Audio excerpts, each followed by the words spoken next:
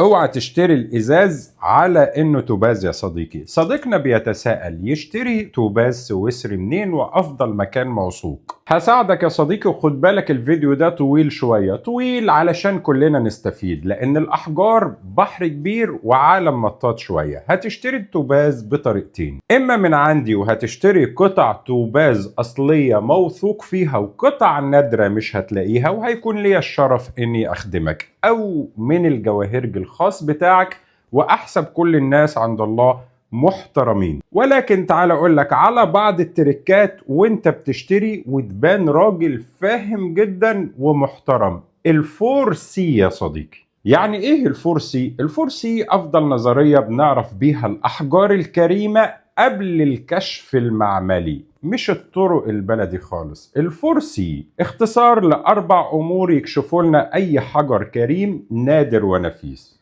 color, clarity, cut, carat weight. والأربع مسميات دول يا صديقي هم اللي هيخرجوا لنا قطعتين الإزاز من وسط أحجار التوباز. مبدئيا يا صديقي تقدر تشتري الأحجار الكريمة بشهادة أو بدون، وتعريف الشهادة للناس اللي مش بتعرف ده اختبار معملي أولي يقول لك ان ده حجر طبيعي ومواصفاته ايه.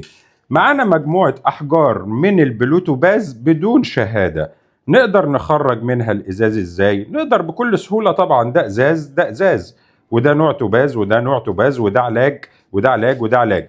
هل التوباز معالج يا صديقي؟ بص، ما نقدرش نقول معالج لان مش ده اصلا اللون الطبيعي للتوباز، او مش ده التكوين الطبيعي للتوباز. التوباز بيكون عبارة عن حجر أشبه بالكوارتز، لكن بيعملوا له نوع من أنواع التولتة، مش هنقول علاج، تولتة، زي الست الجميلة يوم زفافها بتحط مكياج ما اتغيرتش. علشان كده بقول مش بقيم أحجار على النت، لأن أولا الناس بتقلبها سويقة في التعليقات، ثانيا في بعض المحتالين اللي يخش يجيب لك زلط ويعرض على أساس إن حد يقول لك حد عرض حجر كريم اخش اشتري منه. ثانيا الاحجار الكريمه يا جماعه عمرها ما بتكشف عليها شكلا كده، تبعت لي صوره وتبعت لي صوره على رجلك او على ملايه السرير او جنبها ورقه نتيجه كاننا مهربين اثار، والمفروض اللي احنا نكشف عليها.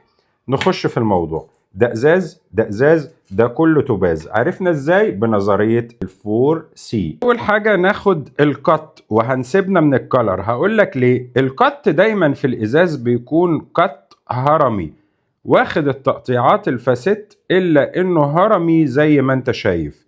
لكن التوباز دايما لو قلبنا الحجر على وشه بتلاقي تقطيع فاسيت، لكن واخد اكتر من راوند او اكتر من سكيل او اكتر من لير. يعني شوف هنا هرمي شوية، هنا 1 2 3 4 5.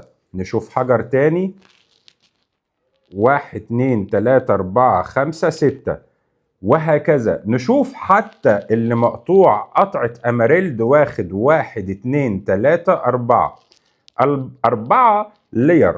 اما الازاز بيكون هرمي وفقط. ده بالنسبة للقط. اما بالنسبة للكالر والكاليريتي فياريت نسيبنا منهم في التوباز لانه دخل معمليا شوية، فممكن نشوف ان الازاز اقرب الى الوان التوباز. ثانيا الوان التوباز مختلفة حبتين، فمهم جدا تعرف ده وانت بتشتري احجار التوباز او اي احجار شفافة، مش الصخرية المعتمة زي اللابس لازولي. لكن تعال اقول لك، لو هتشتري احجار البلوتوباز بشهادة، وبقول لك بلوتوباز لان في الوان اخرى للتوباز، فعندك نوعين: اما البلوتوباز المسمى التوباز اللندني او البلوتوباز المسمى التوباز السويسري. ايه الفرق بين الاتنين؟ وعلى فكرة الفرق في السعر فلكي جدا، وهي دي يا صديقي خدعة الاحجار الكريمة، انه بحر مطاط. ليه بتشوف حجر الماس المفروض غالي جدا وتلاقي الزمرد اغلى منه بكتير؟ ليه تسمع حجر زمرد 50,000 دولار وممكن تشوفه بيتباع على الانترنت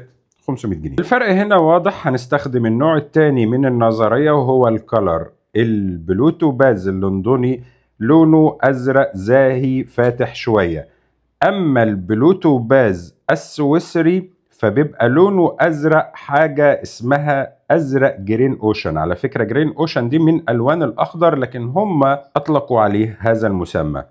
هتشوف الفرق بين الاتنين، يعني واحد ازرق شوية وواحد بترولي شوية. هل من البلو توباز الوان اخرى؟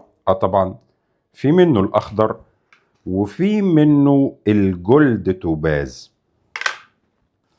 فيا صديقي، مهم جدا معرفة الأحجار الكريمة اللي مش بتتكشف من خلال فيديو، اللي مش بتتكشف من خلال صورة، اللي مهم فيها لما نكشفها أول حاجة المسكة، الملمس، الكثافة، الخبرة. وأتمنى أكون أفدتك. أشوفك دايما على خير.